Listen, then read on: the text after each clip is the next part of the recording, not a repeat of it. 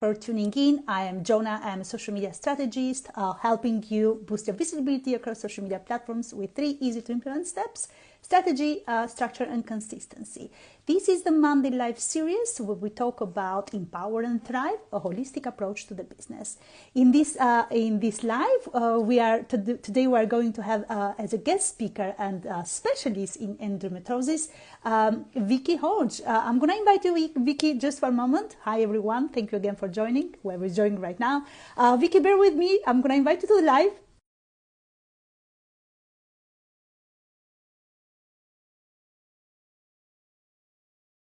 I think I've clicked the invite.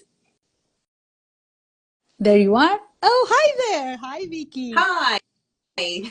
Good morning. Or afternoon. Good morning. Just afternoon. Midday. Let's cut it short and make it easy. Thank you for being on the live and for joining the session. As I mentioned, awesome. As I mentioned very briefly, Vicki is an endometriosis coach, workplace training specialist, obviously specializing in supporting both professionals and organizations with the condition of endometriosis. But I'm going to leave the floor to you, Vicki, before I crack on with the questions, and for you, obviously, to kindly give us the insights based on those questions. The floor is yours. Thank you. Thank you so much for inviting me. So yes, thank you for the intro. I specialise in endometriosis. I work with individuals and workplaces because I think it's really important to support the people that are going through it, but also to raise awareness with the places that employ them. We spend so much of our waking day at work, so we need to be supported from those that are around us. So that can be friends, family, and also colleagues and employers as well. So I've lived with endo for over 30 years, and it took me over 24 years to be diagnosed. And I know the struggles that come with it, the gaslighting, the dismissal, the negative self-talk, you start disbelieving your own mind, and the physical symptoms that come with that as well. So I've made it my mission to change that and start speaking out loud and proud about the condition and get everybody making it a household name. So that's where I'm at today. I started Pausefully about 18 months ago, and I love what I do. You should be proud. Definitely you should, with all the work you do. So I had prepared a few questions for you, Vicki, but I'm gonna kick off with one question, because you mentioned we all work, the workplace. Has that shifted a little bit with people working from home? Has it facilitated female entrepreneurs or employees who are now working more from home, so have the flexibility? Actually, flexibility has helped loads. So one thing that came out of COVID was working from home more, and that has helped a lot of people. But for people with endometriosis, that flexible working is really key. And sometimes it can just be one day, and sometimes it can be a longer chunk of time. But to wake up and have really heavy periods and be flooding and not want to go into work and be embarrassed because of that, it's great that you can now work from home and do that. Or maybe you've got severe migraines because of the hormone fluctuations, you've got cramping, lots of different reasons. But actually, if you can work from home and not have to do that long commute in, it can really help be more productive from being at home and still working, but not have all the stress that comes along with it. So yeah, flexible working, hybrid working has really, really helped. Definitely the menopause movement has helped as well with flexible working. So people are more aware now of menstrual health, going into the menopause space, and how opening up flexible working for women that go through menopause is actually really productive. So I think the whole space is getting much more wise to the fact that actually allowing some flexible working can actually be productive. Wonderful. I remember, obviously years ago, because it's 5.5 years of it, I'm working remotely with business, but I remember those days when I used to get up, go to work. I don't suffer endometriosis, I've never suffered, but I've had other issues, other complications with the periods and other issues. But yes, that I wish it was a moment when someone could have said to me, okay, Yona, you can work from home this week or these 2 days or half day or whatever day you want this week, so you can be more flexible and look after yourself, basically. Yeah. Because people will think you are not delivering. You are swaying away from your work because you have endometriosis or other issues, health issues. But I don't think that's the case, isn't it? So yeah.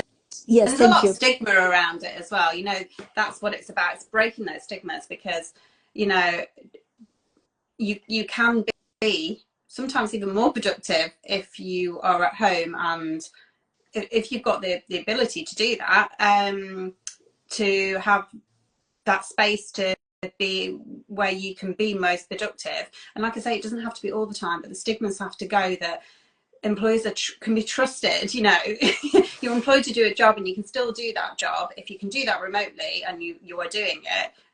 It's not that you're saying you don't want to do the work. It's like, you know, your health has to be prioritized as well as that work that day. So it's the culture, isn't it? We talk it's about the culture, we talk about, but I think we now have a tool in this last decade, let's say not last decade, but in the last 5 or 6 years, we have now a tool, and it's called, obviously, social media, that magnifies, amplifies the opportunity for us to speak. No, not just me in this case, but whoever has a condition or whoever wants to express an opinion. So we have this tool. Because we talk about the holistic approach to the business and the tools we use, how we make use of these tools, how we convey our message through these tools. Now, I want to understand, how can businesses, so let's say, let's go back to your roots, to your work. So what you currently do in the workplace, right? So you do training for the workplace, in the workplace for companies.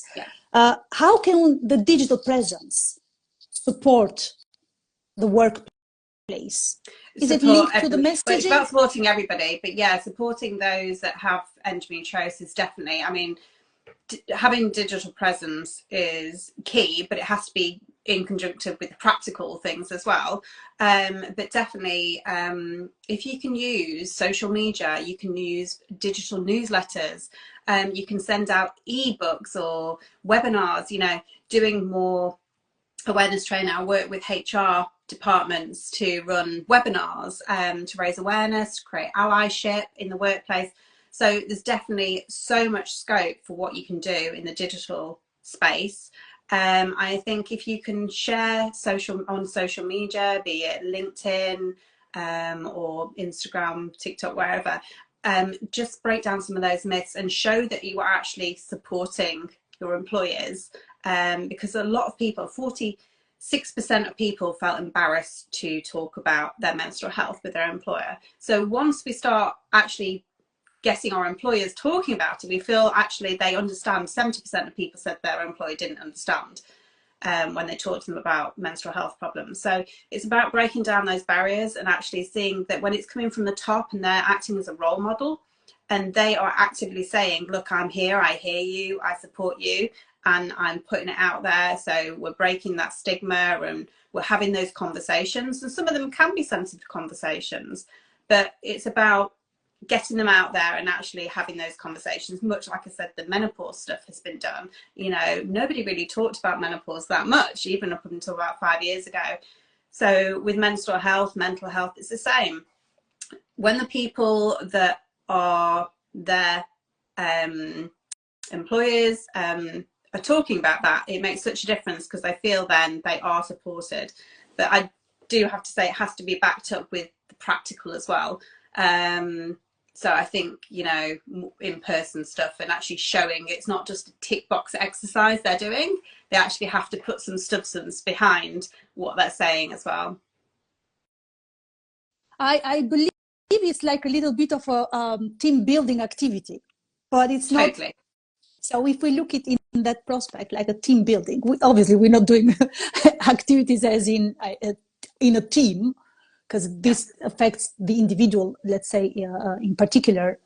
But yes, if the companies or the employers see that as one of those elements of this activity, or plan it ahead and see how this can improve the well-being in the workplace, I think that's a good step forward to making bringing awareness.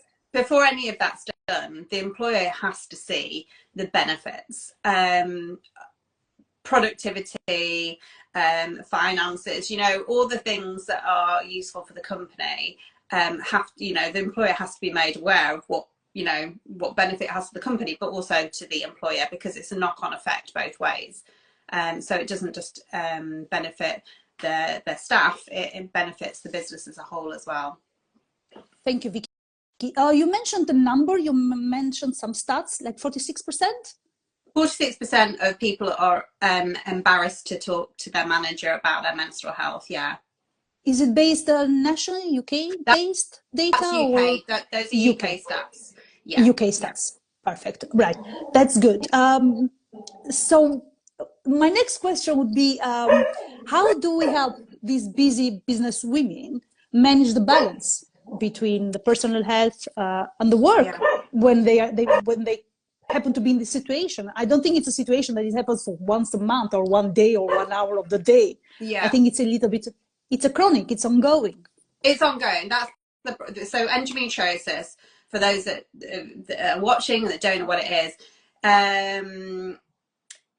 it's where the lining, similar to that of what grows within your womb, grows outside of the womb, and then that in its turn grows, attaches, causes adhesions, lesions, and each month that then bleeds, that gets trapped, and your organs can be confused. It causes chronic pain.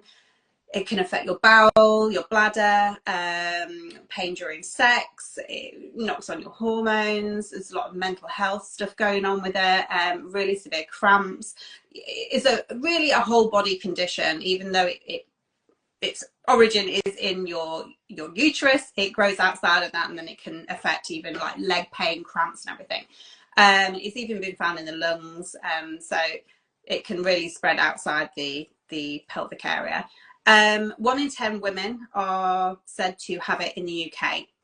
So they think that number is going to be increasing, but at the moment, those are the numbers they've got, and those are what's diagnosed. And we know diagnosis can take up to about, on average, 8 years in the UK to be diagnosed with it, because it's got such similar symptoms to a lot of other things, and it just gets missed. And that's where the whole, you know, it's all in your head, it's just a normal period, it's just heavy periods, that's what women go through. You start questioning yourself.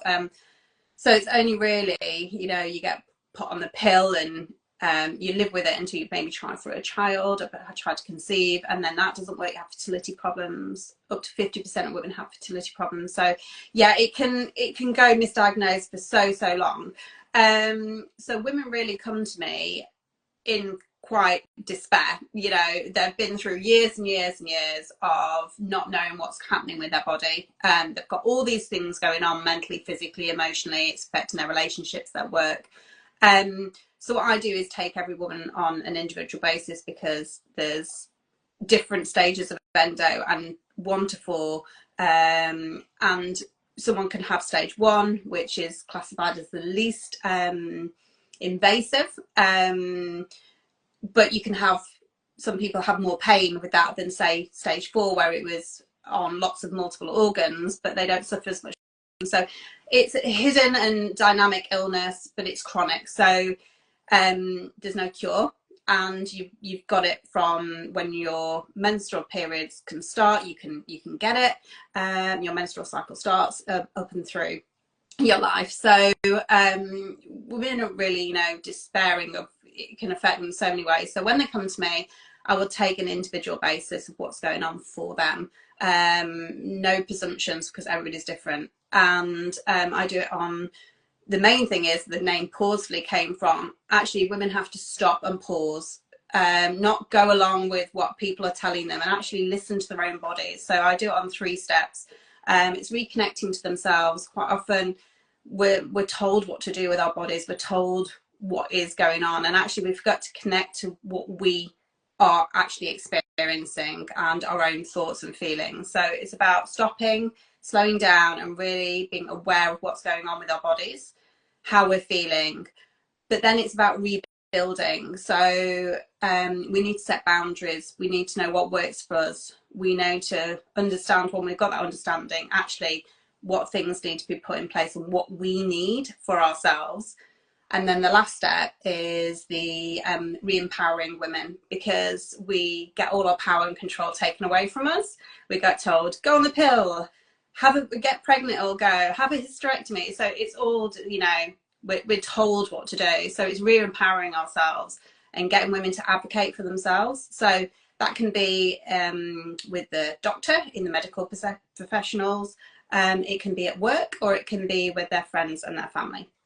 So really giving the women the power back. And that's how I do it. I get them to cover all aspects of where it is affecting their life, take on an individual basis, and give them some tips, advice of what I feel would work for them. And over those 3 months, we'll take it month by month and see what is working, what isn't, and readapt and change. So at the end of those 3 months, the woman can go and feel that they are back in control, and they feel healthier, happier, less pain, and they're able to then have those conversations with people that it matters to. They can improve their relationships, their work life. That's what the coaching is about. Just unmuting myself. Thank you, Vicki. Because the series obviously it evolves around the empower and thrive. Yes. So this is a very good reminder. We have to empower for we can thrive. Yes. We cannot be not empowered. I'm not saying unempowered. I don't like the word. Yeah. And I don't think it's either correct. But we cannot thrive. We cannot thrive if we are not empowered. So what can you give us one tip to be empowered through endometriosis or over endometriosis? I'll leave the floor to you. Yeah. So I would say, for me, as I had spent so many years listening to everybody else tell me what to do. So my one tip is definitely to do with the name of Pausefully, is to pause, to stop, to sometimes go, actually, it's okay to challenge the status quo, to start asking questions, to start asking myself questions, but also asking other people questions, like not just accept what is happening to you. So that's my biggest thing. Don't think that you aren't important enough, or a lot of people say they don't feel seen, validated. You know, don't disbelieve what is happening with you. If you are feeling something's wrong and you're getting told, oh, the scan and test results showed nothing was wrong, go back and ask for another opinion. Believe in yourself and believe in what's happening to you is real, because you will get told by multiple people there is nothing wrong. It happened to me for 24 years, and everybody I speak to with endo has had some degree of gaslighting or told there is nothing wrong with them. So just pause, take stock, make a list of what is happening to you, and go kind of empowered into those medical discussions and say, I'm not leaving here until I know something is going to be done to help me. So yeah, that would be my top tip. Don't give up. Stop, pause, and just make sure you know what you want and how you're going to get it. Yeah. Talking about the pause, reflect, take note. This is in with the idea, not with the idea, but so someone is, let's say me in this case, right? So me as a female affected by endometriosis. Just an example. For example, how this will be helping me get the conversations going with my company about this holistic workplace approach to my condition. Sorry, it broke up a little bit there. Did you say that how would you empowering yourself help the conversations at work? Yes, in workplace, yes, with my employees. Okay. Yes. Yeah, this I think a pure example, just for clarity. Yeah, I think because a lot of people are embarrassed, like I say, that 46% are embarrassed to go and talk to their manager about their menstrual health problems, but also managers quite often want to help, but they don't know what to say, or they maybe feel embarrassed themselves. So I think by empowering yourself and going into those conversations, you're not expecting the manager to give you solutions. You can go to them and say, actually, what will work for me is if you had free menstrual products in the bathrooms for us, if I could take more regular breaks, if once a month, baby, I call you, you don't question it, and I just say I need to work from home today. So you are saying to your boss, what I need is, and you're not expecting them to come back to you with solutions. So you're taking back control of those conversations. So I think that would be really helpful, because most managers want to help, but they don't know how to have those conversations. I'm just waving to whoever is joining. Thank you so much for joining. You are joining at the last 10 minutes, but Vicki is here to stay for the last 10 minutes. She has given fabulous insights, tips, great mindset approach. So it's not just the tip, go do this and talk to your employer and do this other thing. But obviously how we approach it's a matter of our mindset, what we feel like, what can we facilitate, what can we do to empower again ourselves, yes, so we can thrive. Right, I think I've consumed all my questions. I'd like to ask more, but I don't want to take up the space for the audience, because so many have joined in the last 10 minutes again. So please, everybody, if you have any questions for Vicki, please pop them in the comment. If you want to come on the stage, I can invite you, or send me just an invite and then I'll accept you. If you want to be on the live, be mindful that the camera might be on, so you may want to switch it off. It's up to you. But yes, please pop the questions for Vicki. If you don't want to do them publicly, you can DM either me or Vicki. Vicki in this case is better, because Vicki is the expert in the field. I think a lot of people, because still, you know, I'm trying to break that, you know, having stigmas about talking about it, you know, back in the day when you shoved a tampon or towel up your sleeve and it was all hush hush. And, you know, still there are stigmas around talking about menstrual health. So I understand if people want to contact me privately on DM, I'm happy to do that. Yeah.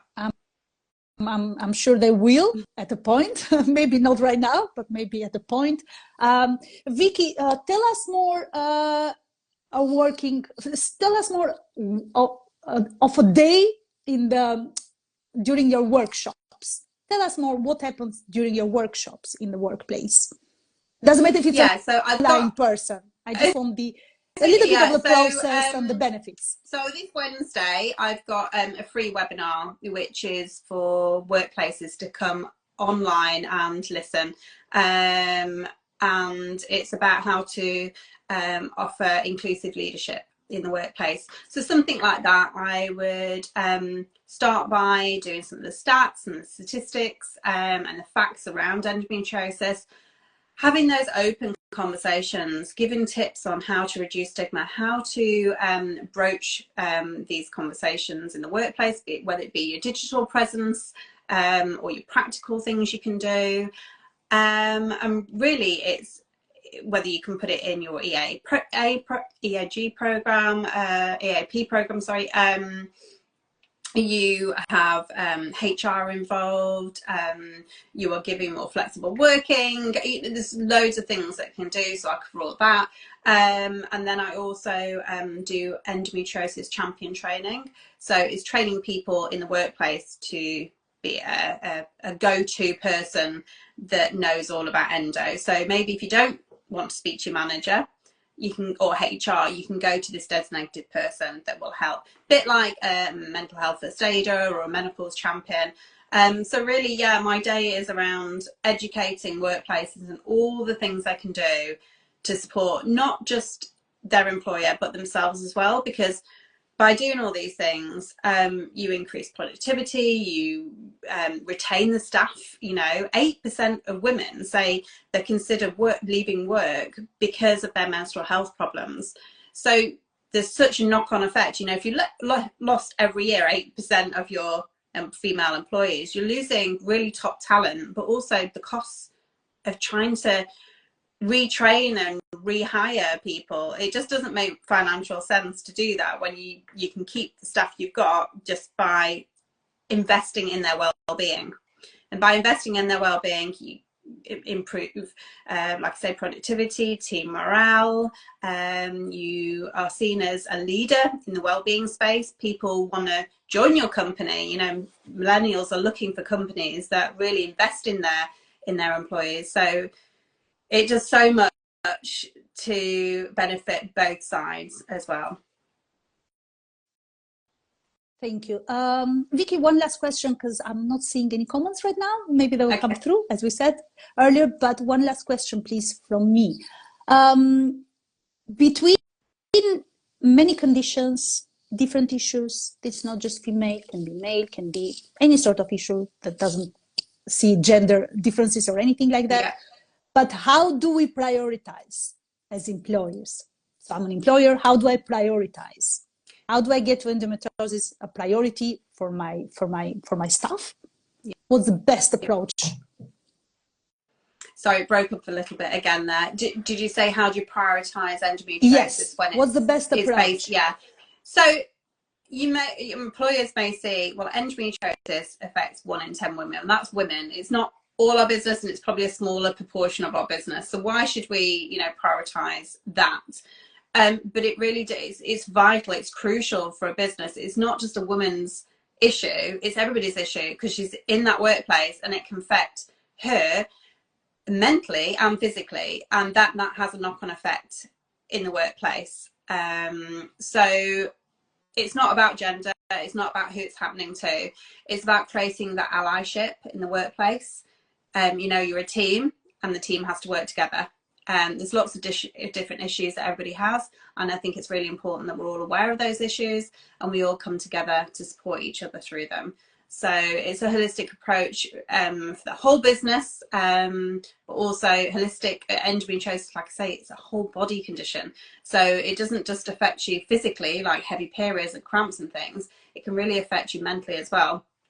So yeah, I think that investing in your staff with endometriosis is vital, but so many things, invest in your employee well-being, because it will pay off. And like I say, see you as a leader in, Co-op have done it. So Co-op invested in menstrual health policy, put free period products in their toilets, did awareness talks and webinars, reduce the stigma, flexible working. Their productivity has gone up, their staff retention has gone up, their reputation has gone up. So the knock-on effects are there and proven. So I think that people that aren't doing this are missing out. By spending a little bit investing in your short-term awareness, allyship and education around endometriosis will give really long-term results as well. Excellent. Thank you so much, Vicki. This is from me. We'll wait a couple of seconds, minutes, if anyone wants to pop a question in the live or have a comment or a statement. I'm sure we can take that on board and comment or give an advice or a tip or anything. Please, if anyone. Just to say, if anybody does want to, like I say, contact me, DM me, email me.